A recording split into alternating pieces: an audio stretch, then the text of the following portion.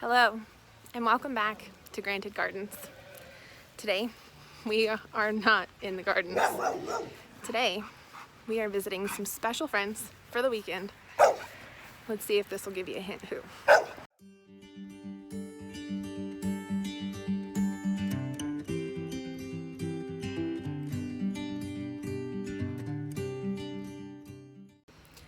So Zach and Jen from the Stivers Homestead have invited us to come out and spend the weekend with them here on their property, which is absolutely gorgeous, to get an opportunity to get to know them a little better, as well as learn a few things. So one of the things that we will be doing this weekend is butchering chickens.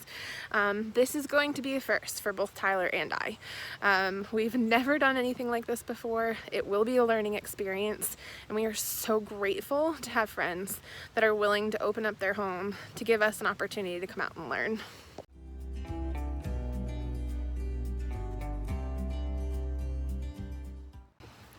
So far, the weekend has been an absolute blast. We've had lots of fun and food and great company, but tomorrow's butcher day, and I'm pretty excited about it to get to know the process. One thing that I told Tyler when we got chickens is that it was really important for me to learn the entire process from start to finish. If we were going to raise these birds and we were going to eat this meat, then I thought that it was really important that we knew how the process worked. We do have chickens. We don't raise them for meat on our homestead.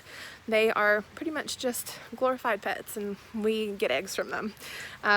But it's not necessarily out of the question that maybe further down the road we may take that on. So this is a great chance to come out and learn from some friends what that experience is like, what that entails, and how to do it properly.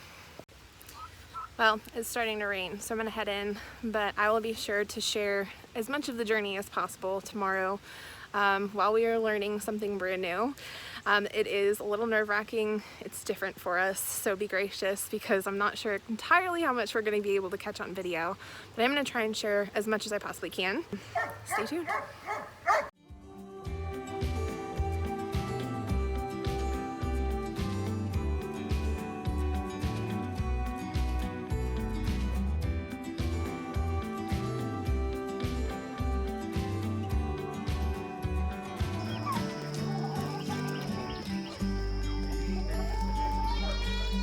Okay.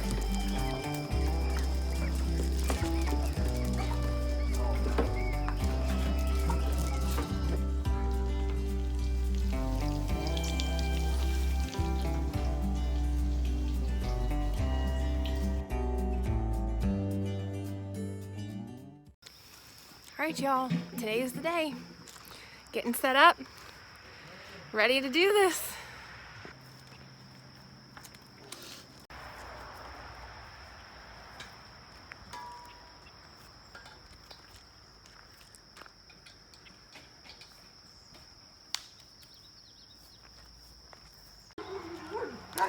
Alright, so we're getting set up and we're getting ready to do the darn thing. I wanted to come over and show you guys the chickens.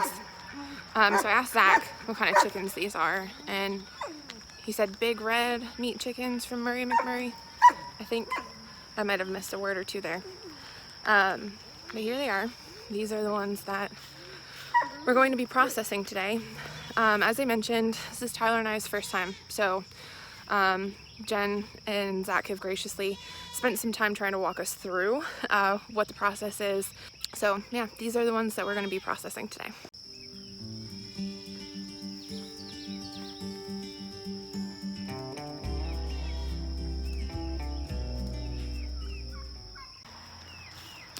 So we're getting everything set up.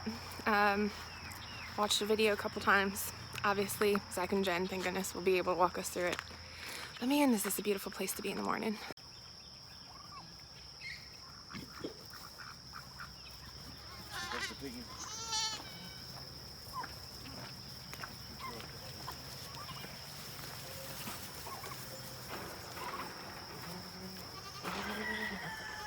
Good morning, precious.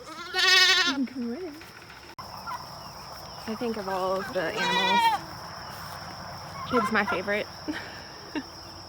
So cute, a little butt. I think they think I have food. Bad news, guys. I ain't got nothing for you.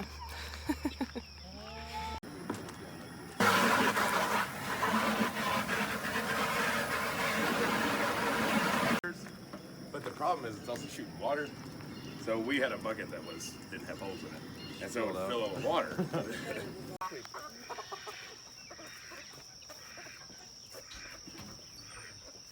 Come in with me and just kind of, that way they don't keep running around me in circles.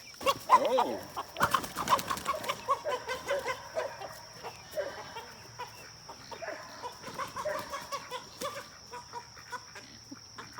Big boy.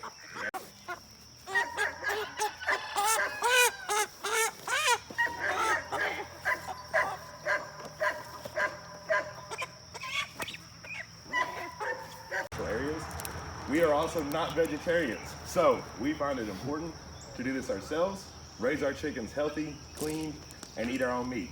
So if that upsets you, probably can go ahead now and not watch. If you're curious and you're interested in the process, please stay. This will be respectful, it will be responsible, and we're going to do this without complete ease for the chickens. It is not going to be a stressful moment for them. So let's get into it. So when the chicken's upside down, they are very calm state. They're not passed out, but they're very calm. So you put them in there upside down, you pull the head out, and then you can cut. The blood is gonna drain. We have buckets to catch that, and also put some tarps on the side of my garage so it wouldn't have blood everywhere. So you're gonna scald to get the feathers loose. You're gonna start plucking them out. You need around 147 is the temperature you want. After you've done that for about 30 seconds, you immediately hit an ice bath. So we're just using a 5-gallon bucket full of water and ice. That pulls the pores together on the skin to help it from not ripping. We then go to the chicken plucker itself. Now, this is the most expensive part when doing this, but I highly recommend it. We have a yard bird. We've done them by hand. It is an all-day event. This is gonna save your life. It can hold 2 birds in it at one time. And then lastly, your cleaning area. So this is where you're actually gonna be doing the gutting of the chicken. You need to have plenty of knives, plenty of sharp knives. And then at the end is where you're gonna have your cooler full of ice because they need to rest for at least 24 to 48 hours before you bag them and put them in.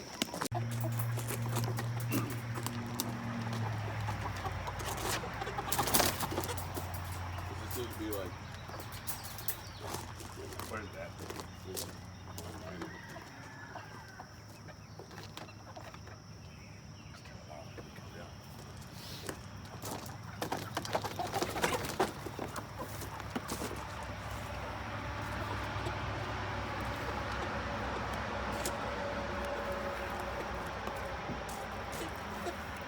Once the chicken is completely no longer moving, you want to get your hot bath. So this is going to be just a kind of a dunk and a test. You take it down in there, you want to dunk it around, and then you want to start pulling some of the feathers. If they come out real easy, then you're probably good. So go straight into the ice bath.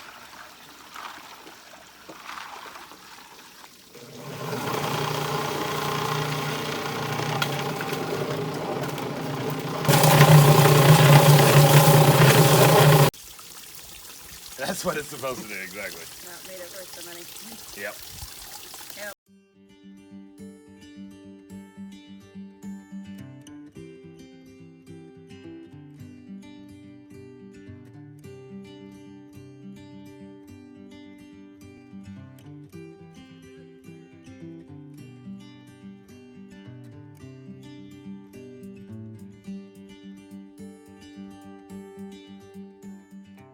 Hang on, it's a little too far. Okay.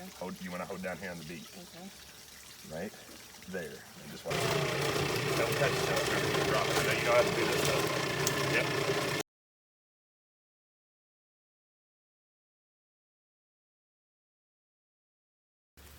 All right, so of course, while we're here, we have to take some time to get to know Zach and Jen a little bit for those of you that may not know who they are.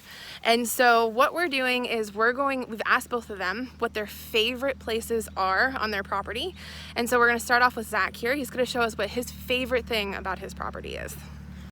Yeah, so my favorite part of our farm is the garden. So we have about 11-ish, 12 acres here.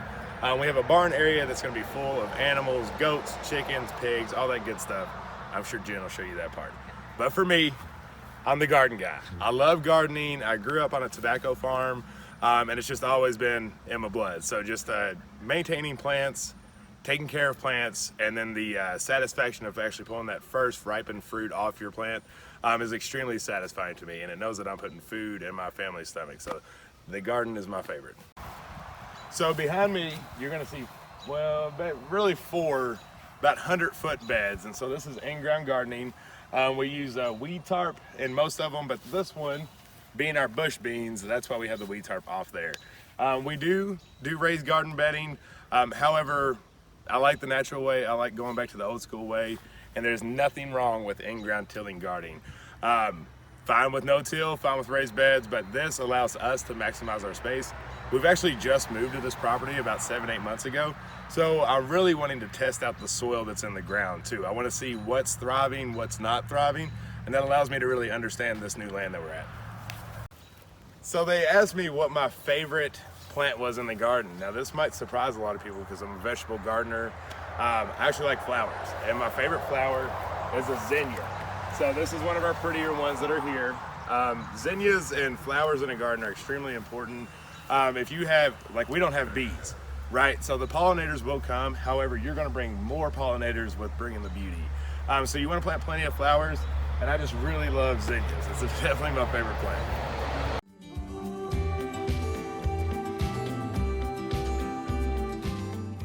All right, first off, if you're hearing buzzing in this video, we have little solar ultrasonic things, which they'll probably get a little shot of so you know what I'm talking about. But that helps keep voles and moles away, so just if you're wondering what that buzzing is. But our tomatoes, as you can see here, are really starting to take off. We've got quite a few pretty hefty sized green tomatoes that are gonna keep growing. And tomatoes are one of those, I think it's everyone's favorite plant for the most part, favorite vegetable to grow. I, surprisingly enough, am not a huge tomato fan. Like, you're not gonna be seeing me eat a tomato sandwich like my wife dies for. However, I love the uses of tomatoes when it comes to sauces and different ingredients that you're cooking with. And I like growing something that people enjoy. That's big in the garden. It's not just about me. I like seeing people light up when they get to come to our house and get a big old red tomato that we're just offering out to them. So you gotta figure out why you want to garden. My why is I find peace in the garden, but I also love feeding others, and being able to do this is one of those ways.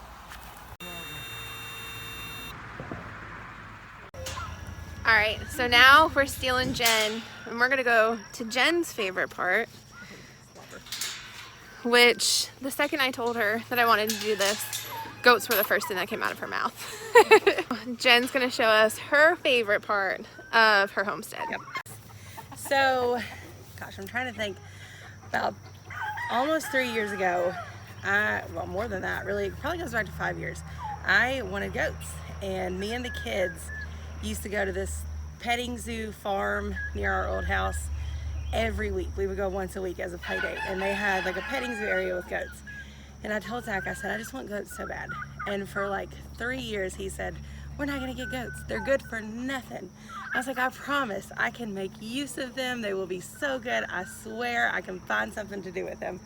So fast forward, we got involved in YouTube, the community, and we met Jess and Maya, and we went to their house and fell in love with their goats. Came home, I told Zach, I said, I need goats. Jess was a lot of help in that. She would text and message, and Maya would text and message and say, you need the goats, you need the goats. So they gave birth to 2 of them. 2 of them were rejected, and they messaged me immediately and said, we have 2 bottle babies. If you want them, now is the time to start your herd. I told Zach, I said, listen, there's never been a more better time. We've got to get these goats. So we did. We rushed it together real quick. We put up fencing, we put up a little goat house, and we got our first 2 bottle babies, and then we got our other 2 bottle babies, and we just started to build our herd. You know, 3 months into it, I'm telling Zach, like, we can milk them, we can sell their babies, I can make soap, and now we are doing all those things. So the goats have earned their home here. Dolly has as well. And he now knows that goats do have a purpose. But all that aside, like, their main purpose for me is the joy that they bring me. I love them. I've always been a fan of animals and like big dogs, big livestock, and they just bring me so much joy. They make me happy when I come out here. They greet me.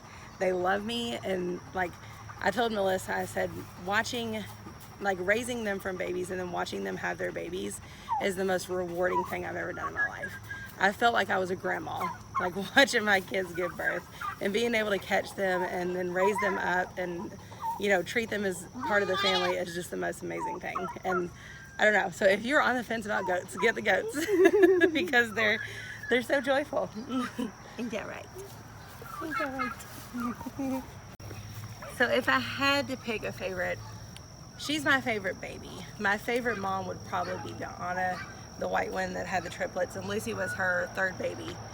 She rejected Lucy, so Lucy came into the house with us. She was our first goat in the house with diapers and all, and she just quickly became a part of the family, and she's such a sweet, sweetheart. She's such a joy. So favorite baby, for sure. And this one is quickly becoming my favorite. Yes, you are. With that said too, like our first goats, our first small herd was not an ideal situation. You know, we tried our best, but we didn't have enough room. We didn't have good fencing. So when we moved here, like the barn was the cellar because I knew that my goats could stay dry, stay warm. They could have their babies in a good spot and just have a much better environment. So the animals are my favorite, but honestly, the barn is my favorite. Like the whole barnyard, just coming up here, being with them, spending time with the goats, the chickens, the pig, all of it is like something you see on a movie, like out of Charlotte's Web. When the kids run to the barn and they're playing with all the animals, like that's what it feels like for me as 31 years old. It's just a big playpen that brings me joy. So like this is our milking stand, and I watched Butters give birth in here. That big one, I also watched, well I didn't watch, but Elsa had her babies in there. And then the other stands are just where they all sleep, and I don't know, they all have like a lot of memories already. And I know that our animals aren't the first to be raised in this barn, but I think that honestly it's the most joy and life that's ever been brought to this barn, so it's really special. I just love it. It's my favorite. Beautiful. All right, so we got to see Jen's favorite, we got to see Zach's favorite. This is our last night here. We're getting a chance to hang out for a little while longer, and then we have to truck back to Maryland, but we've been so honored and we are so grateful So much fun for you guys to share your home with us. Gonna miss y'all so much.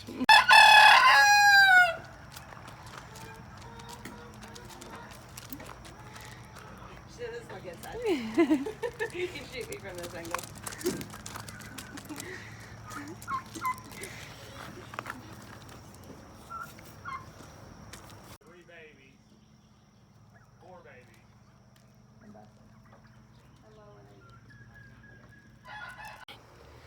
All right, so we're going to spend some time, our last few hours here with good company. But before we go, we just wanted to close out this video and say thank you guys so much for watching. We look forward to sharing more with you soon. We love you. Until the next one. Bye. Bye.